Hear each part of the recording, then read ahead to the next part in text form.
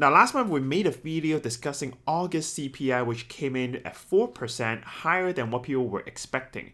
In that video, we said that even though the reading wasn't as good as people wanted, it wasn't going to be a major issue and affect rate hike too much yet, because Bank of Canada also expect this higher number due to energy constraint. And they have said that the subsequent months of inflation should trend downward after this uptick. So September CPI number just came out, and as expected, not only is the number trending downward from August, it's only reading 3.8% versus last month's 4%, it is also lower than what analysts were expecting. And for the month over month, we've actually seen a 0.1% decline versus last month's 0.4% month over month acceleration. So the headline reading, it's pretty positive for this month. However, there is more to it. So for this week's video, like last month, let's dive into different sectors to see where the CPI is affected the most. And at the end, we'll wrap up by talking about the upcoming rate hike announcement, what do we expect, and also what can we expect in the December's rate hike. And as always, if you haven't already, help us like this video and join our private Facebook group, link is in the description below.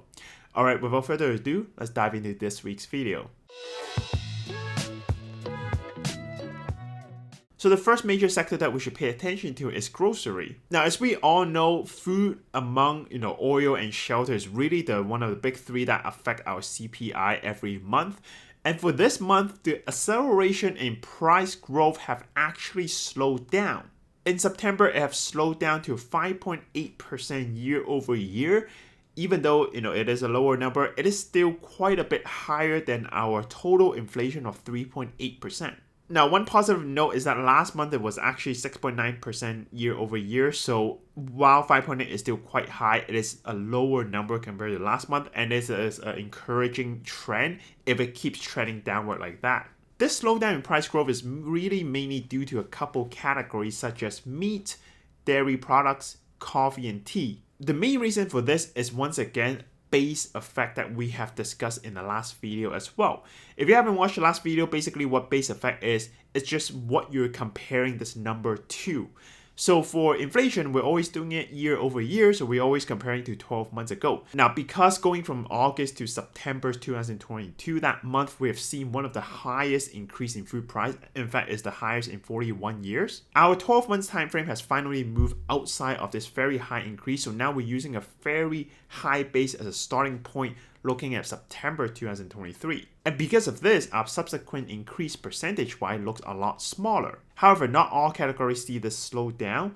For fresh fruit, fish, bakery product, and edible fat/oil sees a huge spike in price. Now, in terms of why there is such big increase in these categories, I'm not sure why. I don't think it's a seasonality thing because it's just compared to the 12 months ago at the exact same time.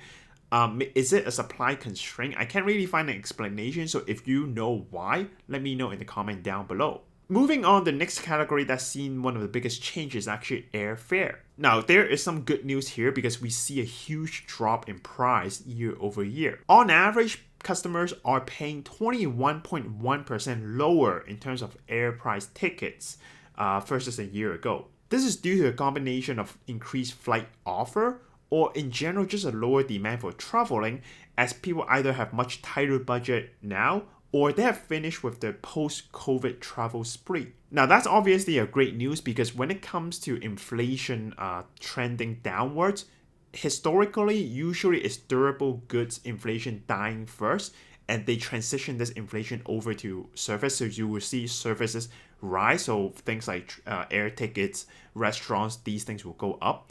And then the next stage would be services dying down as well in terms of inflation, and that's when you're going to get a real overall inflation going downward.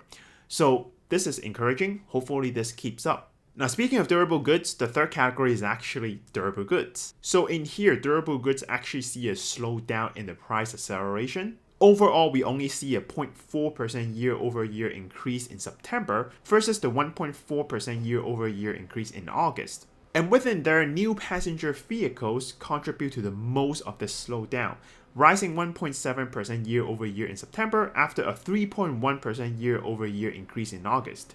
This deceleration is due to better supply versus a year ago, Now, I'm sure it doesn't feel that way significantly yet if you're looking in the car market, especially a second-hand car. But speaking with different clients in this field and also looking at forums and what the pricing is currently, you can actually tell an overall trending downward. So the crazy car market is calming down. It is fixing itself over time, which is also very encouraging. And within this group, furnitures and household appliances continue to see the decline year over year, which is also something I've been seeing when I plan with clients. A lot of people are actually foregoing or delaying their furniture or appliance purchases because simply the interest cost is just too much on the house.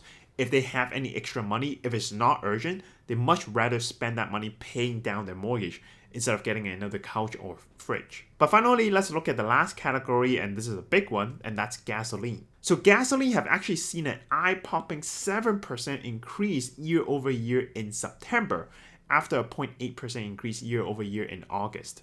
This once again is due to a base effect. Gas price actually fell 7.4% same time last year, so we're starting with a much lower base. This is why if you compare 12 months now, this is where really the 7-point-something% increase came from. However, if you live in the West Coast, you probably remember that same time last year, you didn't feel this drop in gasoline price. And that is true because in the West Coast, we have the issue with the refinery shut down. So our gas price in Vancouver wasn't lower. It's really only the eastern provinces that seen this drop. But nevertheless, the overall gas price in Canada during that time is lower indeed. So with a lower base, now we're seeing a higher uptick in terms of percentage. But this is actually pretty positive news because despite gasoline price due to base effect seeing a much higher increase, it still brought a much lower overall inflation versus expected. In fact, if you take away volatile categories such as food and oil, which you then only get the core CPI, the number really comes down to 2.8%, which is much closer to that 2% that Bank of Canada is looking for. Once again, this matches Tiff Macklem's remark in September saying that because of oil price uptick, August CPI will reach a higher number, but we should see a downward trend starting in September. Now, if you pay attention to the gas price this month in October, you notice that the overall price is on average much lower than the last 2 months. So come October CPI reading, for this front, we should also expect a month-over-month decline. And if you were to look at last year October, you will notice that from September to October, there is quite a bit of surge in terms of average gas price, which means that again, with the base effect, we're starting with a much higher base. So on this front, gasoline price should give a pretty good reading in next month's CPI report. Now, with September's CPI reading being quite positive, this reinforces my take in the last video where I expect the upcoming rate hike, which is going to be announced next week, to be a rate hold and then possibly a 0.25% in December. So if there is no large change in other categories and expecting oil price to also drop upcoming in October's reading, which is one of the most important thing, we should also get a pretty positive reading come October CPI. So all it's left now is November. So if November is also positive, then maybe for December, we don't even get that 0.25 rate hike. In fact, if we look at the 3 months bond trading probability chart right now, last year when I made it, the 0.25% by December was actually at 99%. But as of this recording, it is now at 20%. So it seems like the bond market is also trending in the same direction. But again, keep in mind, these things can change overnight. Just so far, we're seeing some encouraging numbers.